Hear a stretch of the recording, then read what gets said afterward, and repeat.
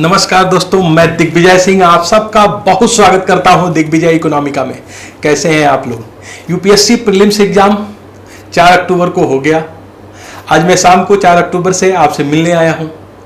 20 से ज़्यादा प्रश्न इकोनॉमिक्स के पूछे गए, बहुत ही अच्छे प्रश्न पूछे गए, बड़े ही क्वालिटेटिव प्रश्न पूछे गए, बड़े ही अंडरस्टैंडिंग वाले प्रश्न पूछे गए। मैं जो टारगेट लेके चला था कि मैं पूरा इकोनॉमिक्स आपको सिखाऊंगा यूपीएससी के सिलेबस पे, आज वो दिन है कि मेरी 1 साल की मेहनत को आप लोग जज करें। अभी मैंने 123 वीडियो डाले हुए हैं, जो कि मेरे टारगेट का 1/3 है, 1/3 से भी कम है। लेकिन जो आज के प्रीलिम्स परीक्षा में 20 से ज्यादा प्रश्न इकोनॉमिक्स से पूछे गए हैं, उसमें 13 प्रश्न सीधे सीधे मेरे इसी वीडियो से आए हैं। जब मैं अपने सिलेबस को कंप्लीट कर दूंगा तो पूरे के पूरे लगभग प्रश्न इसी से आएंगे। आप मेरे वीडियो को देखिए और उसकी क्वालिटी को देखिए, फिर आप देखिए कि जो प्रश्न पूछे जा रहे हैं क्या सीधे सीधे उससे मैच नहीं करते हैं। आज मैं क्वेश्चंस को एनालिसिस करूंगा और साथ ही साथ उस पर हम लोग चर्चा भी करेंगे कि यूपीएससी का ट्रेंड्स क्या है, किस तरीके से बदल रहा है। आज के सेशन में मैं सिर्फ उन प्रश्नों को चर्चा कर रहा हूं जो इसके प्रीलिम्स में इकोनॉमिक्स से संबंधित है। कल के वीडियो में मैं पूरे के पूरे पेपर पे बात करूंगा, उसका आंसर शीट आपको बताऊंगा और उस पर एक बेहतर विश्लेषण भी करूंगा। लेकिन आज सिर्फ उन्हीं प्रश्नों पे हम बात करने वाले हैं दोस्तों जो इकोनॉमिक्स में आए हुए हैं। तो सिर्फ इकोनॉमिक्स वाले प्रश्नों पे ही आज हमारी चर्चा होगी और आप लोग अच्छे से समझ पाएंगे कि एक्चुअली जो है किस तरह के प्रश्न पूछे गए थे।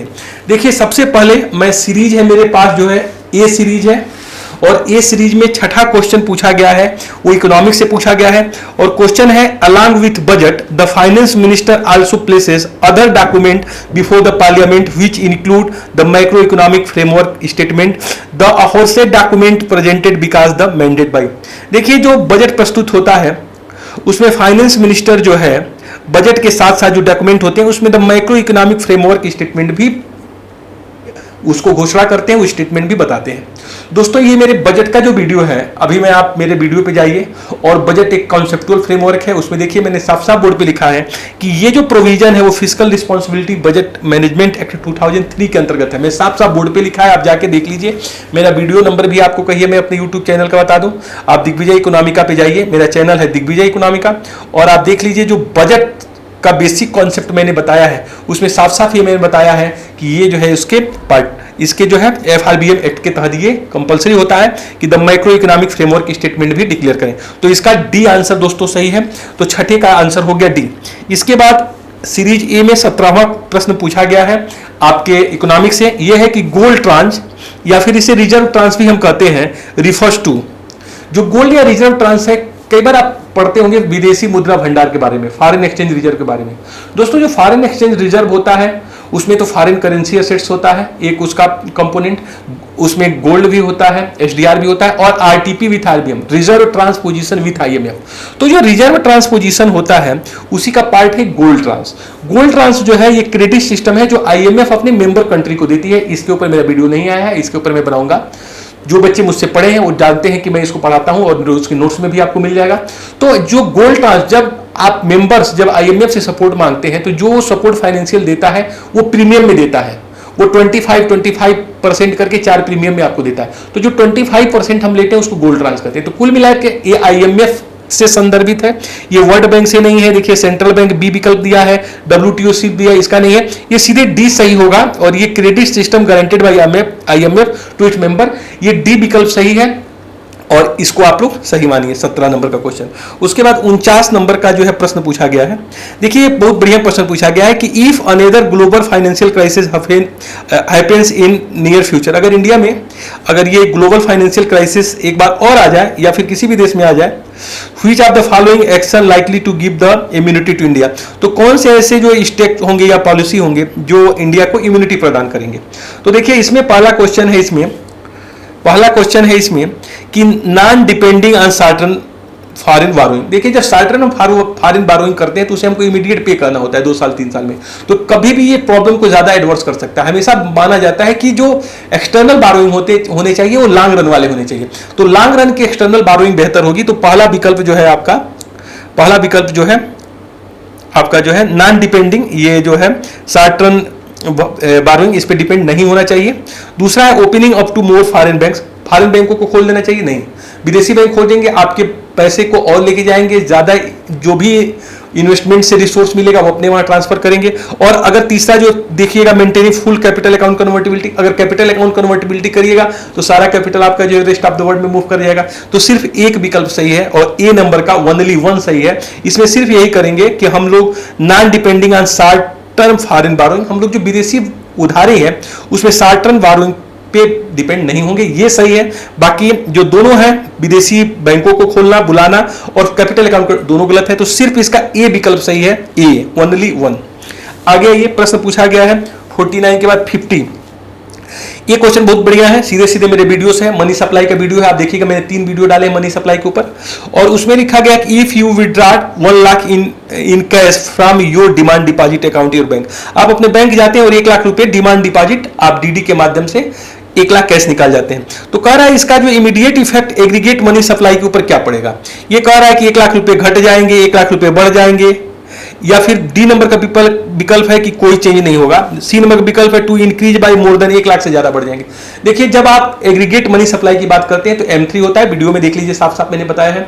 M3 का मतलब है डीडी उसमें है ही है, डिमांड डिपॉजिट उसमें होता ही होता है, term deposit plus commercial banking है। तो जब डीडी होता ही होता है और उसी डीडी को आपने निकाला है तो किस तरह से प्रभावित करेगा, कोई भी प्रभाव नहीं पड़ेगा। इसका मतलब अनचेंज, इसका मतलब विकल्प नंबर डी है। वीडियो देखिए बहुत अच्छे से समझ में आ जाएगा कि डीडी डिमांड डिपॉजिट पहले ही मनी सप्लाई का पार्ट माना जाता है, एग्रीगेट मनी सप्लाई, तो उसको निकालने से किसी तरह का चेंज ही नहीं होगा क्योंकि पहले भी वो जुड़ चुका है। आप निकाले फिर भी वो जो है करेंसी इन सर्कुलेशन में आएगा, कोई अंतर नहीं पड़ेगा। तो ये होगा डी अनचेंज, बिल्कुल मेरे वीडियो का प्रश्न है, आप इसको देख सकते हैं। तो ये रहा हम लोगों का क्वेश्चन नंबर 50। अब आ जाइए 51 पे आ जाइए आप लोग। 51 है कि with reference of foreign direct investment in India which one is the following is considered the major characteristics. ये भी मेरे वीडियो का पार्ट है। अभी जो गवर्नमेंट एफडीआई के जो परिभाषा है उसमें बदली थी, जब चाइना को लेकर मसला आया था तो मैंने करंट का एक वीडियो डाला था। देखिए साफ साफ इसमें है, जो इसमें विकल्प दिए गए हैं, पहला विकल्प ए दिया गया है कि it is investment through capital instrument essentially in listed company. अगर लिस्टेड कंपनी में कोई कैपिटल लगाता है तो एफपीआई होता है, न कि एफडीआई, तो ये एफपीआई में आ गया। देखिए इसी तरह जो है सी कह रहा है कि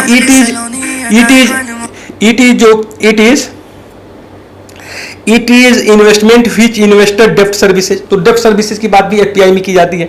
फिर डी है कि it is the investment made by the foreign institutional investor in government security, ये भी एफपीआई है। सिर्फ जो बी नंबर का विकल्प है और बिल्कुल साफ है, कोई भी इसे बता देगा कि it is the largely non debt creating capital flow.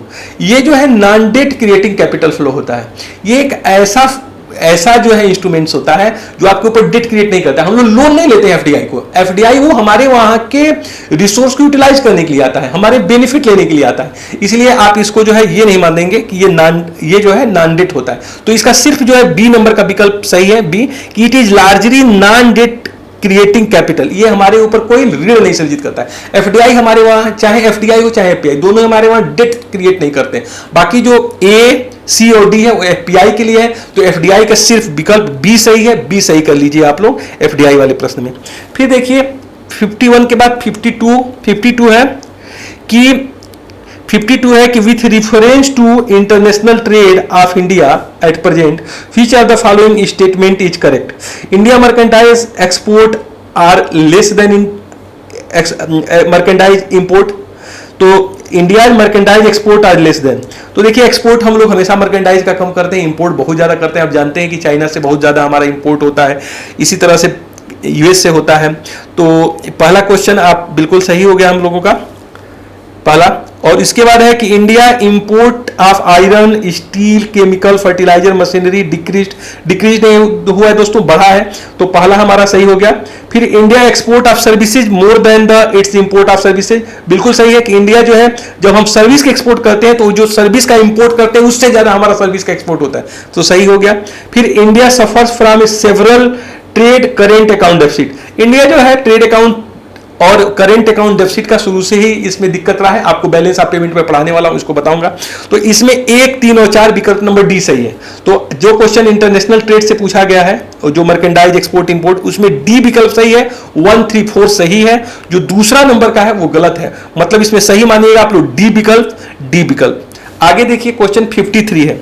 53 पूछा गया है वेस्ट टेक्सास इंटरमीडिएट। अभी आप लोग देखेंगे जब इसमें ऑयल प्राइसेस की बात हम लोग कर रहे थे और जो ये निगेटिव हो गया था, उसमें रोज आप लोग पेपर में पढ़ते थे कि जो है वेस्ट टेक्सास इंटरमीडिएट, तो ये क्रूड ऑयल से संबंधित है दोस्तों। बहुत आसान प्रश्न पूछा गया था, ये कई बार आप लोग देखे होंगे, सुने होंगे।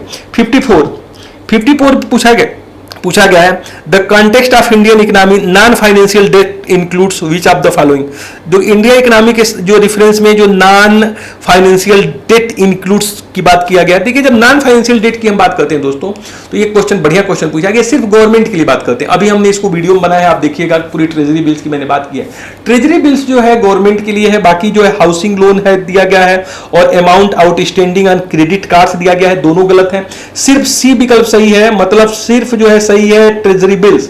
जब हम बात करेंगे नॉन फाइनेंशियल डेट इंक्लूड्स में, तो नॉन फाइनेंशियल डेट हम सिर्फ गवर्नमेंट अथॉरिटी के लिए प्रयोग करते हैं। ट्रेजरी बिल विकल्प सही है, तो विकल्प सी सही है इसमें। जब आप बात करेंगे नॉन फाइनेंशियल डेट इंक्लूड्स में, तो नॉन जो है फाइनेंशियल डेट इंक्लूड्स में सी विकल्प सही है, सिर्फ 3 ट्रेजरी बिल सही है दोस्तों।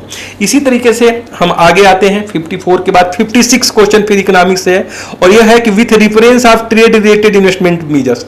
ट्रिम्स की बात की गई है, WTO में जब हम मुद्दा आपको पढ़ाएंगे तो ट्रिम्स की बात करेंगे।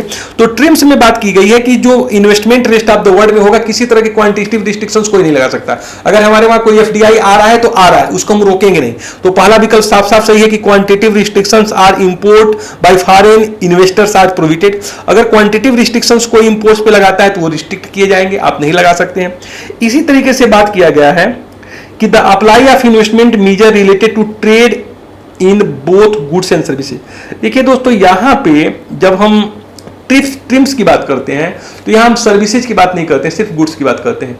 सर्विसेज की बात हम WTO के GATS में करते हैं, general agreement and trade services में करते हैं, वो गैट्स का मसला होता है। इसका मतलब बी नंबर का जो दूसरा इसमें विकल्प जो दूसरा दिया है 2, ये गलत है। फिर आइए, they are not concerned with the regulation of foreign investment. ये जो है फॉरेन इन्वेस्टमेंट के रेगुलेशन की बात नहीं करता है। देखिए दोस्तों, 1 और 3 सही विकल्प इसमें है, तो आपका 56 का जो सही विकल्प है सी सही विकल्प है। सी का मतलब ये हो गया कि पहला सही है, ट्रिम्स में क्वांटिटेटिव रिस्ट्रिक्शंस आप नहीं लगा सकते हैं, और साथ है they are not concerned with the regulation of foreign investment. Foreign जो इन्वेस्टमेंट है उसके रेगुलेशन की बात नहीं करता। तो देखिए 1 और 3 दोनों इसके सही विकल्प आ जाएंगे।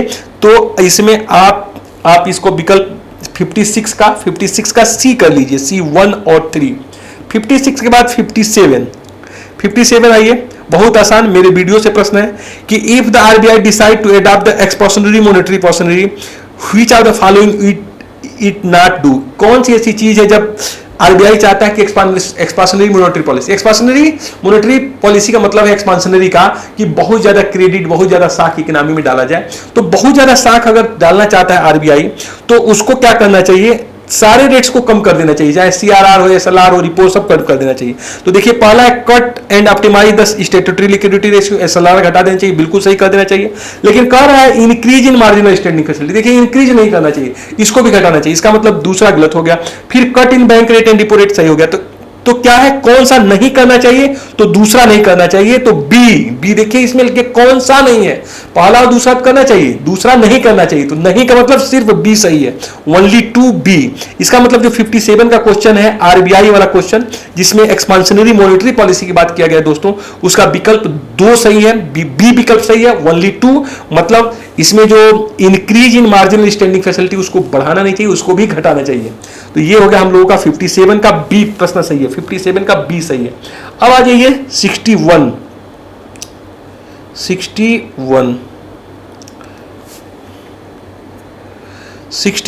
दोस्तों, बहुत बढ़िया प्रश्न पूछा गया है कि in which of the following consider the public investment in agriculture. देखिए पब्लिक इन्वेस्टमेंट इन एग्रीकल्चर, जो एग्रीकल्चर में पब्लिक इन्वेस्टमेंट होता है उसमें क्या क्या चीजें आएंगी।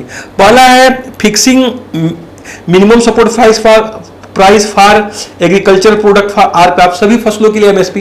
देखिए MSP कभी भी जो है दोस्तों, MSP कभी भी जो है पब्लिक इन्वेस्टमेंट नहीं माना जाता है, ये कभी भी जो है पब्लिक इन्वेस्टमेंट नहीं है, क्योंकि इन्वेस्टमेंट का मतलब उससे रिटर्न्स मिले, इसमें किसी तरह से रिटर्न्स नहीं मिलेगा, तो ये रिटर्न्स नहीं, पहला गलत हो गया। फिर है computerisation of the primary agriculture credit society, बिल्कुल सही है, आप कंप्यूटराइजेशन करिए, बिल्कुल सही करिए। दूसरा है social capital development, social capital development भी होगी, बिल्कुल ये भी इन्वेस्टमेंट होगा। Free electricity supply to farmer, अब कह रहा है फार्मर को फ्री में बिजली दीजिए, ये कहां से इन्वेस्टमेंट होगा? इन्वेस्टमेंट का मतलब जिससे रिटर्न्स मिले, यहां तो रिटर्न्स मिल ही नहीं रहा, आप फ्री में केवल मार दे रहे हैं, ये भी गलत हो गया। फिर waiver of agreement agricultural loan, अगर वेव कर देते हैं आप, ऋण माफ कर देते हैं, ये भी पब्लिक इन्वेस्टमेंट नहीं है। इन्वेस्टमेंट का मतलब कोई वहां पे इंफ्रास्ट्रक्चरल प्रोडक्ट आप लगाएं, प्लांट मशीनरी इक्विपमेंट लगाएं, ये भी गलत हो गया। फिर setting up cold storage facility, और कोल्ड स्टोरेज फैसिलिटी सेटिंग करना, बिल्कुल सही बात है। इन्वेस्टमेंट का मतलब कुछ प्लांट मशीनरी टूल्स इक्विपमेंट लगे जिससे रिटर्न्स प्राप्त हो। तो इसका दोस्तों विकल्प सी सही है, 2, 3 और 6, मतलब computerisation of primary agriculture credit society बिल्कुल सही हो गया। फिर जो है आपका हो गया सोशल कैपिटल डेवलपमेंट, आप सामाजिक ऊपरी व्यय पूंजी या अवस्थापना विकास करिए, सड़क बना दीजिए, रोड बना दीजिए, वो आ जाएगा। और फिर सेटिंग ऑफ कोल्ड स्टोरेज बनाइए। तो इसका विकल्प आपका सी सही कर लीजिएगा ये वाले क्वेश्चन का, जिसमें आपको पूछा गया है पब्लिक इन्वेस्टमेंट। पब्लिक इन्वेस्टमेंट में ये क्वेश्चन नंबर हमारा ए में 61 है, इसका सही आंसर सी है, जिसमें 2, 3 और 6 सही है, बाकी के गलत है। 2, 3, 6 सही है, और तो सी आप लोग सही कर लीजिएगा, सी सही कर लीजिएगा 61 के। अब आइए 63 का है कि which are the following factors policies were affecting the price of rice in India. Bharat में जो चावल की कीमतें हैं उसको क्या प्रभावित की है, कौन से फैक्टर्स? मिनिमम सपोर्ट प्राइस, बिल्कुल, अगर आप धान की मिनिमम सपोर्ट प्राइस डिक्लेयर करते हैं तो नो डाउट उसके प्राइसेस को प्रभावित करेगी। एमएसपी न डिक्लेयर होने की वजह से हो सके प्राइसेस बहुत ज्यादा बढ़ जाती, हो सके घट भी सकती थी, लेकिन आप एमएसपी डिक्लेयर करें तो प्राइस प्रभावित होगी। फिर है गवर्नमेंट ट्रेडिंग, जो गवर्नमेंट ट्रेडिंग करती है उससे भी जो प्राइसेस प्रभावित होगी। गवर्नमेंट स्टॉक पिलिंग, जो गवर्नमेंट अपना स्टॉक जनरेट कर रही है, जो खाद्यान्नों का बफर स्टॉक जनरेट करती है या पीडीएस के लिए अपना स्टॉक जनरेट करती है, उससे प्राइसेस के ऊपर कोई असर नहीं पड़ेगा। कंज्यूमर सब्सिडी, अगर कंज्यूमर को आप सब्सिडी प्रोवाइड करेंगे तो उनको सस्ते रेट पे चावल मिलेगा। तो देखिए एमएसपी की वजह से प्राइसेस बढ़ती नहीं है, मार्केट प्राइसेस नहीं बढ़ती हैं, किसानों को एक बेहतर मूल्य पे मिलता है, और साथ ही जो है जब डिस्ट्रीब्यूट किया जाता है तो उनको भी एक तो ये जो है प्राइस को जो अफेक्ट करेगा एमएसपी करेगा। फिर गवर्नमेंट जो ट्रेडिंग कर रही है, खरीद फरोख्त कर रही है, उसका प्रभाव पड़ेगा, और कंज्यूमर सब्सिडीज का पड़ेगा। मतलब जो है विकल्प इसका ये सही है। देखिए गवर्नमेंट स्टॉक पिलिंग जो क्वेश्चन है, जब गवर्नमेंट स्टॉक करेगी, जब गवर्नमेंट प्रोक्योर करेगी, खरीद करेगी, तो जब खरीद करेगी तो स्टॉक बनाएगी, और स्टॉक बनाने का उद्देश्य होता है कि कहीं बाढ़ आ जाए, कोई इस तरह के जो है कॉन्टिजेंसी सिचुएशन आ जाए तो उसको हम दे सकें। तो प्राइसेज को ज्यादा प्रभावित नहीं करती हैं, और साथ ही साथ पीडीएस के माध्यम से उसको बांटती है। तो इसका जो विकल्प ए सही है, 1, 2 और 4। तो ये वाला प्राइस जो है वो राइस वाली बात है, तो ए सही है। 1 to 4 की बात करिएगा आप लोग। फिर देखिए एक 64 नंबर का क्वेश्चन पूछा गया है कि the value of Indo Sri Lanka trade has constantly increase in the last decade. जो इंडो श्रीलंका ट्रेड है वो पिछले दशक में बहुत बढ़ा है। जो फ्री ट्रेड एग्रीमेंट श्रीलंका से हुआ था उसकी वजह से लगातार इसमें बढ़ोतरी हुई है। Textile and textile article constitute the important item trade between India and Bangladesh. आप बिल्कुल जानते हैं बांग्लादेश से हमेशा हम टेक्सटाइल और जो है कॉटन रिलेटेड चीजों को आप जो है उनका जो है वो है हम लोगों के बीच ट्रेड का वो है। ये last 5 year Nepal has been the largest trading partner of India. देखिए नेपाल हमारा जो है पार्टनर नहीं है। 1 और 2 इसके विकल्प सही हैं। इंडो श्रीलंका ट्रेड जो हमारा लागू हुआ फ्री ट्रेड एग्रीमेंट उससे बहुत ज्यादा बड़ा है पिछले डिकेड में, और टेक्सटाइल हम लोग बांग्लादेश से मंगाते हैं। तीसरा विकल्प गलत है, तो हम लोगों का 1 और 2 64 का सही हो जाएगा। 64 का 1, 2। अब आ जाइए 67 का क्वेश्चन पूछा गया है। 67 में है कि फॉलोइंग द स्टेटमेंट कंसीडर करिए कि the weightage of food in consumer price index higher than WPI। देखिए पूरा हमारा वीडियो है, जाके देखिए, बहुत ही अच्छा वीडियो है। उस तरह का वीडियो आपको YouTube पे बहुत ही कम मिलने वाले हैं। कि जो इन्फ्लेशन मेजरिंग में हमने 2 वीडियो डाला है, WPI के बारे में, CPI के बारे में, प्रोड्यूसर प्राइस इंडेक्स, उसको जरूर देखिए। इस तरह के क्वालिटी वाले वीडियो आपको नहीं मिलेंगे। एक बार देख के तो आइए, फिर आप कहिएगा कि मैं झूठ बोल रहा हूं या सही। इस तरह के फ्री के वीडियो आपको नहीं अवेलेबल है यूट्यूब पे, आप एक बार जरूर देखिए। हमारा इन्फ्लेशन मेजरिंग में WPI CPI जाइए और प्ले लिस्ट में जाइएगा और इन्फ्लेशन में जाइएगा, इन्फ्लेशन मेजरिंग में जाइएगा। दोस्तों साफ साफ मैंने बताया वहां पे कि जो वेटेज होता है वो CPI का जो है दोस्तों ज्यादा होता है वेटेज उसमें फूड का, और WPI में कम होता है। तो the weightage of food in consumer price index higher, तो साफ साफ कह रहा है तो जब सीपीआई इसीलिए आया था कि उसके कमियों को दूर करें, तो उसमें ज्यादा फूड को वेटेज, तो सही है पहला।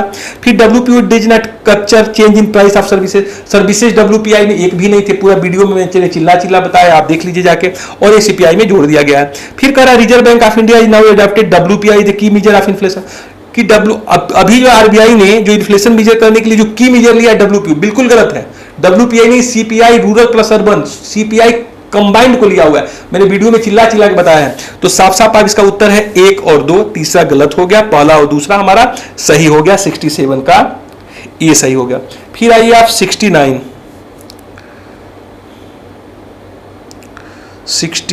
पे आ जाइए। 69 में है, in the case of are cereal pulses and I seat the procurement of minimum support price MSP is unlimited is any state union territory. बिल्कुल सही है कि देखिए जो हमारे वहां एमएसपी डिक्लेयर होता है दोस्तों, वो सीरियल्स के लिए होता है, अनाजों के लिए होता है, पल्सेज दाल के लिए होता है, ऑयल सीड्स के लिए होता है। तो सीरियल हो गया, पल्सेज हो गया, ऑयल सीड हो गया, इनके लिए जो हम 23 फसलों के लिए लेके आते हैं एमएसपी, वो किसी भी राज्य और केंद्र शासित प्रदेश जितना चाहे उतना उसको सेल, उसमें कोई लिमिट नहीं लगाई है, तो पहला सही है। दूसरा, in case of cereals and pulses the MSP is fixed by any state union territory a level to which market price will never rise. गलत है। कई बार क्या होता है, डुअल प्राइसिंग की बात मैं आपको बताऊंगा, इसमें डुअल प्राइसिंग की बात है। कई बार ऐसा हुआ कि जो मार्केट प्राइसेज है वो एमएसपी से ज्यादा हो गया, तो गवर्नमेंट डुअल प्राइसेज बोनस दिए, तो ये बिल्कुल गलत है। ऐसा नहीं हो सकती है कि जो है मार्केट प्राइस जो है एमएसपी के बराबर नहीं हो जाए, मार्केट प्राइस एमएसपी से ज्यादा भी हो सकती है। तो सिर्फ एक नंबर का सही है, 69 का आप ये सही करिएगा, 69 का बिल्कुल ए सही है, ओनली 1 सही है। ओके, अब आ जाइए 70 नंबर का प्रश्न। अब है हम लोगों के 70। अब कह रहा है with reference of Indian economic consider the following statement. अभी अभी पूरे हमने ये वीडियो बनाया है, commercial paper, certificate of deposit, call money और जीरो कूपन बॉन्ड। अभी आप जाके देखिए, अभी मैंने पूरा फाइनेंस खत्म किया है। अगर इस तरह का वीडियो आपको कहीं भी मिल गया आपकी यूट्यूब पे, तो आप हमसे जरूर कमेंट करिएगा कि इससे बेटर आपको मिल रहा है। आप जरूर देखिए, आपको बहुत फायदा होने वाला है, बहुत फायदा होने वाला है। देखिए कमर्शियल पेपर में चिल्ला चिल्ला बताया कि 60 रन अनसिक्योर्ड प्रोविजरी नोट होते हैं, 60 रन होते हैं अनसिक्योर्ड। क्यों 60 रन होते हैं, क्यों अनसिक्योर्ड होते हैं, उसको भी पूरा एक्सप्लेनेशन है। कमर्शियल पेपर का पूरा एक वीडियो मैंने बनाया हुआ है, उसको आप जाके देखिए। तो पहला सही है कमर्शियल पेपर। फिर certificate of deposit in long term instrument issued by reserve bank, बिल्कुल गलत है। 60 रन है, लॉन्ग रन लिखा है तो गलत काट लीजिए। फिर call money 60 run finance use by inter banking transaction, बिल्कुल सही है। कॉल मनी रेट, काफी लोग वीडियो को देख रहे हैं मेरे कॉल मनी वाले को, आप भी देखिए। Call money banking to banking transaction होता है, 60 रन के लिए होता है, बिल्कुल सही है। Zero coupon bond are the interest bearing 60। देखिए जीरो कूपन बॉन्ड खुद बताया हमने, जीरो कूपन बॉन्ड कभी इंटरेस्ट नहीं देते हैं, ये डिस्काउंटेड रेट पे इशूज किए जाते हैं। इसका मतलब अगर वो 100 रुपए का है तो 90 रुपए पे इशूज किया जाएगा और फेस वैल्यू के बराबर आपको पेमेंट होगा, तो यहाँ इंटरेस्ट मिलता ही नहीं है। तो साफ साफ है, एक आपका सही हो गया और 3 सही हो गया, तो 1 और 3 सी नंबर का विकल्प है। तो जो ये वाला क्वेश्चन पूछा गया commercial paper certificate of deposit में, सी विकल्प सही कर लीजिएगा, 1 और 3 सही है, सी विकल्प सही कर लीजिएगा। ये हो गया 70 नंबर का क्वेश्चन। फिर एक क्वेश्चन हम लोगों का है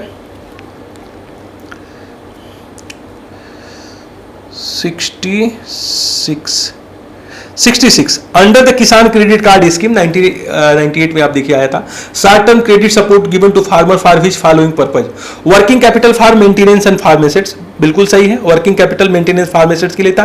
फिर कह रहा है purchase of combine harvester tractor minutes के लिए, आप लोग खुद जानते होंगे, गांव से थोड़ा भी संबंधित होंगे कि ये हार्वेस्टर के लिए, ट्रैक्टर के लिए, मिनी ट्रक के लिए किसान क्रेडिट कार्ड नहीं है। अरे 1-2 लाख रुपए मिला, कहां से उसमें लोग हार्वेस्टर ट्रैक्टर खरीद लेंगे। फिर consumption requirement of farm household, बिल्कुल सही है, consumption requirement of farm household के लिए था।